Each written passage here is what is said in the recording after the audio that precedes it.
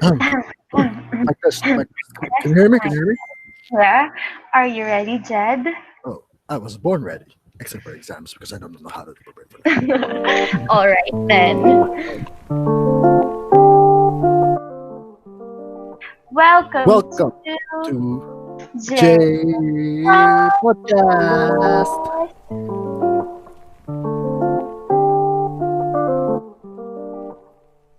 So here we are in our very first episode about partnership. Yeah, partnership is probably a topic discussed in some accounting subjects for some undergrads, but not all. Since for me, my only economic subject back then was basic economics, which didn't even deal about business. It just deal with demand and supply that and all that nonsense. Ah, yeah, because you're from a different department, right, Jed? Yep, yep. But yeah, I think what makes this different is that we're going to focus more on the salient parts or about the formation and dissolution of the partnership. So how do we begin this? Well, basically, when a partnership is formed, because partnership has to begin somewhere, right? Yeah, definitely. So, yeah, well, the formation of a partnership is quite easy to understand, but I remember this case of Marjorie Tokau versus Court of Appeals, wherein the Supreme Court really explained how a partnership is formed, and the court also explained or answered whether such agreement should really be out, down into writing. Yeah. Well. Ever since I've started um, the agency trust and partnership, I've read cases that are always questioning the validity of whether or not a partnership actually exists. So when when exactly does a partnership exist? Okay, so this is interesting. So let me tell you now about the case. Okay, Okay. so we have Anita Anay who was in her business trip in Bangkok, and there she met Bello and Tokao, who immediately expressed her desire to enter a joint venture engaged in the business of kitchen cookwares. So Okay, they were so Filipinos who met in yeah, yeah, Thailand. definitely. They were Pinoys. And then Bello, he volunteered to be the to provide capital, and then the three of So them. a Mhm, capitalist a capitalist partner is the partner which contributes money, right? And then the yeah, industrial you got partner. it right. Okay, okay, okay. Just clearing You that. have good basic knowledge about partnership despite your course, Jed. Yeah, because well, I just Okay. finished partnership exam yesterday. Okay, so the three of them they agreed that Anna would be the head of the marketing department and Tokao as the president. So they had this transaction with the Westland Company. Okay, it was a kitchen cookware company and they operated as a sole proprietorship. And it was a successful transaction. So Anna was invited for a meeting in the United States, which was approved by Tokao, stating as the vice president. So this was a big partnership. Yeah, yeah. And then she approved of Anna attending the meeting. Okay. And then when she arrived back from the meeting, she was surprised that Tokao removed her as the vice president and she was Ooh. disallowed to market their products in all their branches. She then demanded for her shares, but she was left unanswered. So, do you want to guess what happened next? Well, in first view, I think so Tokao removed her, right? Yeah. So basically, Tokao's gonna be offended. So I think he she filed the complaint against the other partners, right? You got that right. Yeah, yeah. Good. So, there, I'm she on filed the fire. case. She filed the case, and the sole issue to be resolved was whether or not there was a partnership that existed. Well, basically, there is partnership since they agreed there was a capitalist. But how did the Supreme Court rule? Okay, so actually, this case is pretty interesting because the Supreme Court really explained about this partnership. Okay.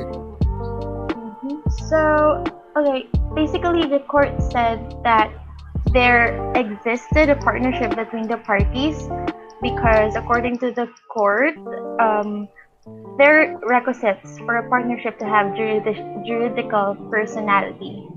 First, that there be two or more persons bind themselves to contribute money, property, or industry to a common fund, and the intention on the part of the partners to divide the profits among themselves. And the court also explained that it may be constituted in any form, and that a public instrument is only necessary where immovable property or real rights are contributed. So this implies that since a contract of partnership is consensual, as we all know, an oral contract of partnership is as good as a written one. So in this case, where there's no immovable property or real rights that were involved, what matters is that the parties have completely or have complied with rather with the requisites of the partnership. So yeah, this is a really good case because it also the court also negated the claim of Tokau that what existed between them is an employer-employee relationship. While it is true that a receipt of the percentage of net profits constitutes only prima facie evidence that the recipient is a partner in the business, the evidence in the instant case at bar controverts an employer-employee relationship. Would you find it truthful or believing, Jed, when you say that we are only, she is only my employee, but she receives an exact amount as I do? It's quite impossible, right? Yeah, because you're an employee, so basically you work under someone. However, if you receive the same amount of someone, then basically you're partners. You are like, business partners. You'll have the same control over the partnership, right? Definitely, you got that right. Well, yeah, that's basically my case. And Oh, yeah, well, I want to hear about the dissolution. I mean, I think you quite know that. well, dissolution was my case in class. Because um, every partnership begins, right? And Yeah. also every beginning has an end. I don't know who said that. I just heard it from time to time. But partnerships under the law is no different. So the difference with this is with other endings. Basically, if something happens, it ends, right? Mhm. In partnership, a partnership must go under three stages of ending. The first one would be the dissolution, which other people would think that would be the end itself, but that is so wrong.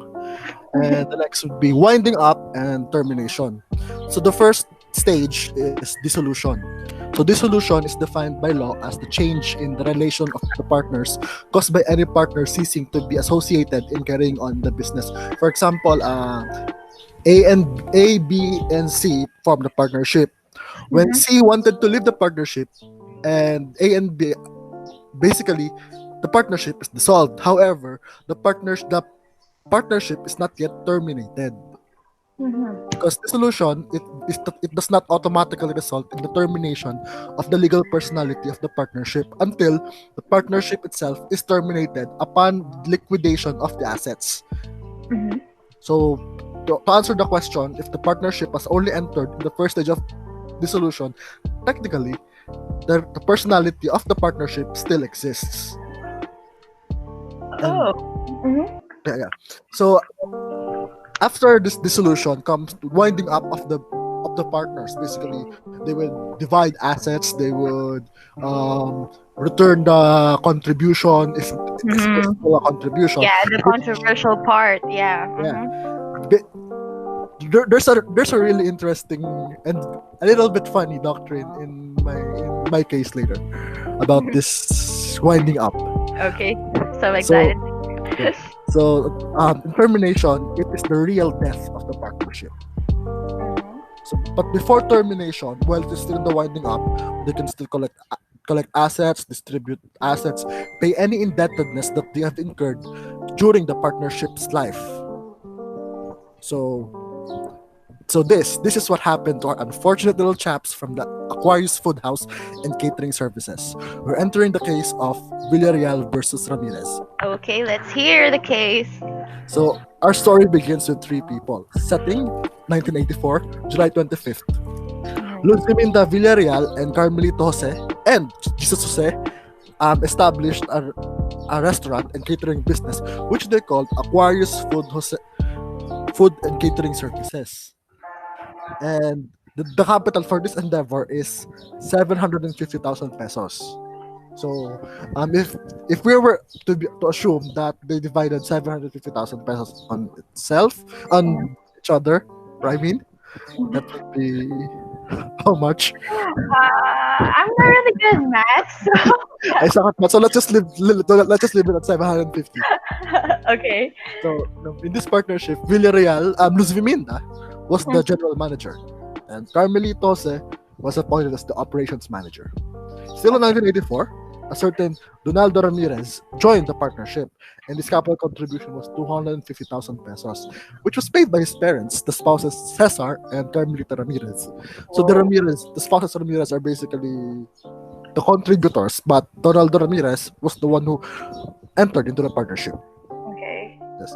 So, unfortunately, 3 years later, Jesus Jose withdrew from the partnership and his contribution was refunded in cash. Mhm. Villarreal and Carmelito closed down the restaurant without the knowledge of the Ramirez family. The reason was, well, increased rental because I think it would not be that far fetched because, well, a partner just left them. They had to refund his contribution in cash, and Yeah. then there was increased rental at the time. So I think it's not that far fetched to think, right? Yeah, yeah. I agree. Yeah. So so what Villarreal and Ramiro and Carmelito did was they gave the equipment and to the respondent's house, the furniture and the equipment. This was, I think, the purpose was deposit. Do you still remember the meaning of deposit? Okay. Oh, why are you catching me off guard, Jen? I want to say what deposit is, but somehow I'm blacking out right now. Basically, deposit, you just give a person authority to safekeep, right? Safekeep. Yeah, that's it. Basically, that's it. I don't want to answer any questions, Jen. I'm blacking out right now. All my mind was goes to partnership. And so the Ramirez accepted the furniture for safekeeping, basically. However, well, 2 months have passed and there's still no partner, no news when the restaurant would be reestablished. So uh, so what happens to equipment and furniture which is not used and just stored in a warehouse or a garage?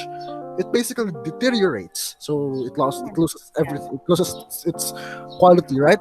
Yeah, yeah. So what the Ramirez family did was they wrote to Villarreal and Carmelito that they no longer have any interest in continuing the partnership or even reopening the restaurant.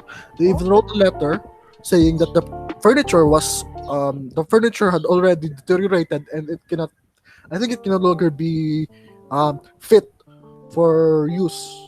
Um, However, um, their demands were unheeded. So basically, they were asking if can we have our money back in cash because Jesus Jose basically got his they basically refunded it, right, earlier. Yeah, natural reaction though. Okay. They were they basically refunded it, right? So they wanted their share to be refunded as well.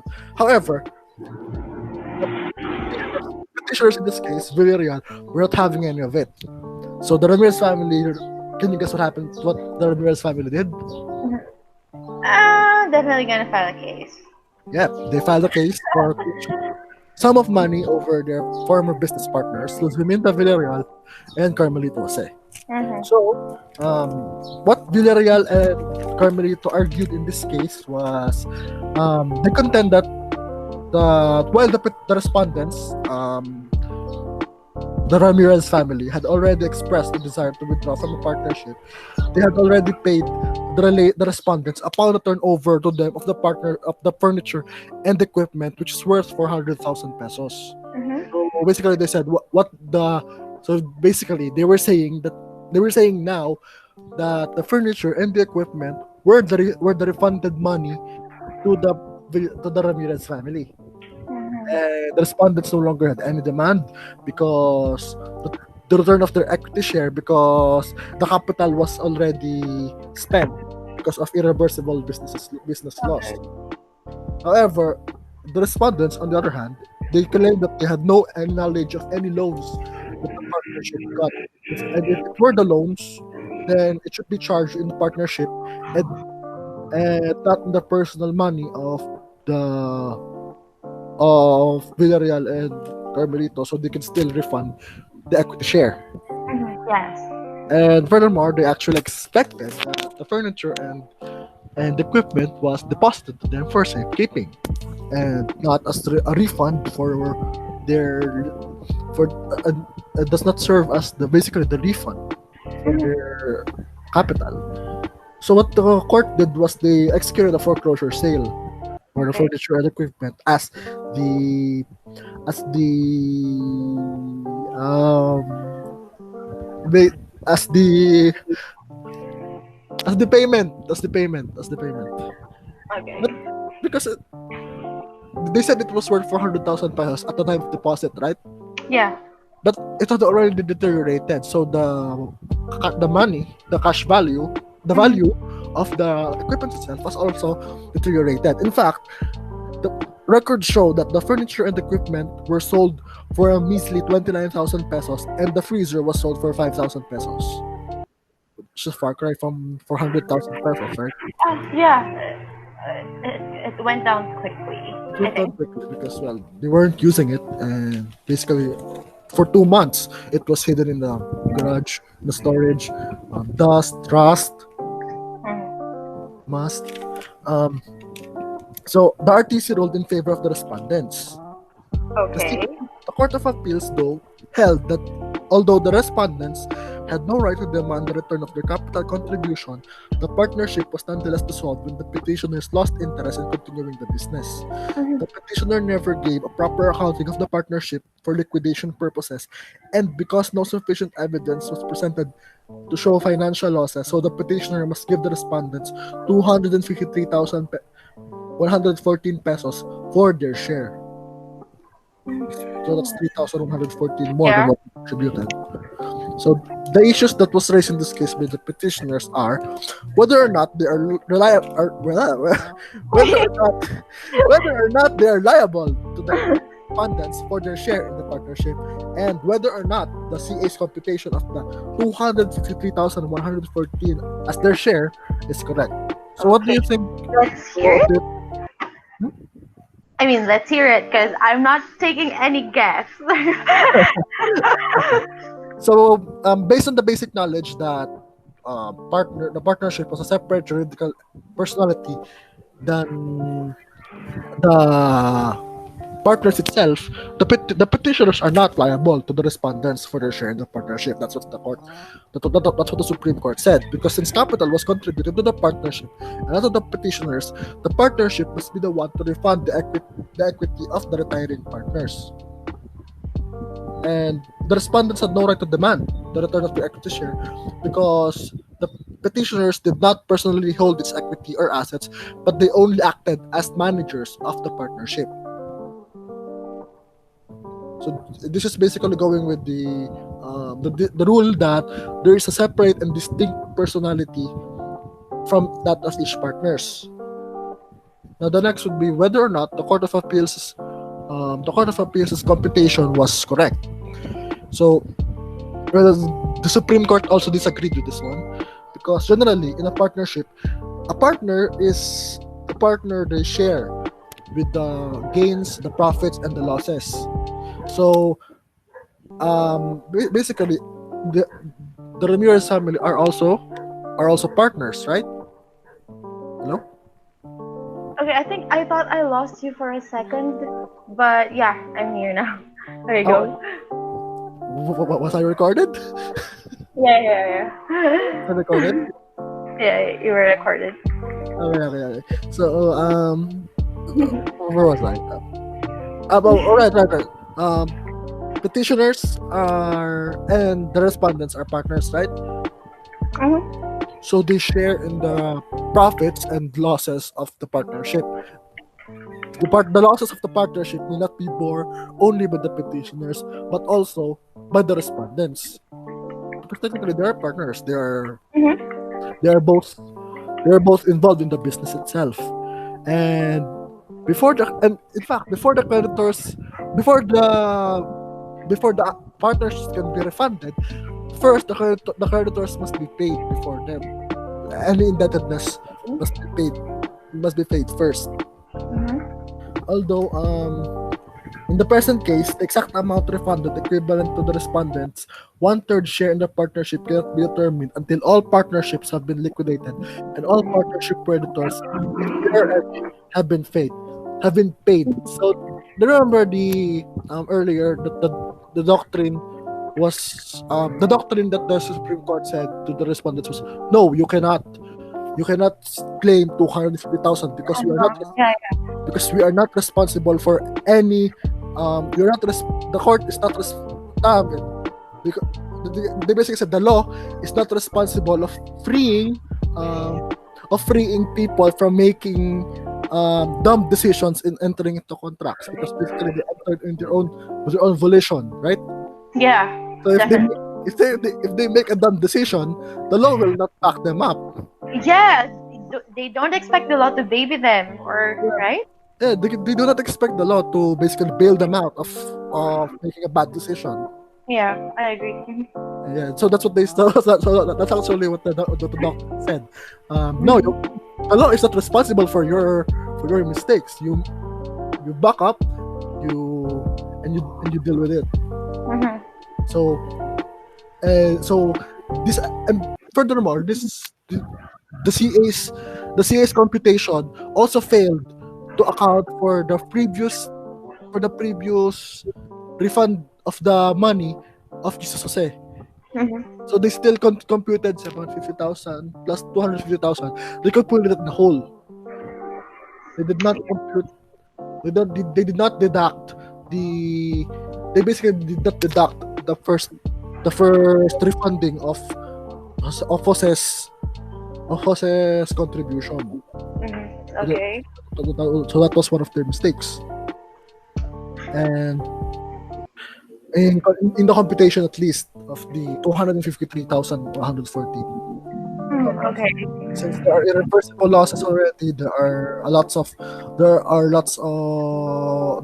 problems in the partnership. The partner basically the petitioners are not liable for any for the to return the partnership equity to the respondents. So that would be all for the case. Well, I really find that interesting. I mean, the court really pointed out salient points and how dissolution happens and yeah, some other issues. Yeah, So, dissolution is dissolution is a messy thing, right? yeah, really. So, just don't dissolve it. Kidding. Okay.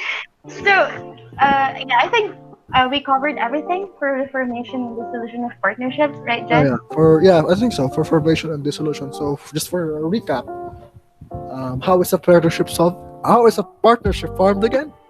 Okay, yeah. So basically, there forms a partnership if there are two or more persons which or who bind themselves to contribute money, property, or industry to a common fund, and those persons they have this intention to divide the profits among themselves. And how is a partnership dissolved? A partnership is dissolved when there's a change in relation of the partners caused by any partner ceasing to be associated in carrying on the business. So there are three stages: dissolution, the winding up of the assets, and termination of the partnership itself. Okay, and yeah, I think we got everything covered. This is Jen May, This is Jed, and and we'll see you next time. thank you. This is J Jay. podcast. J podcast. I don't know how to say it. Okay, goodbye, J everyone. podcast. Bye.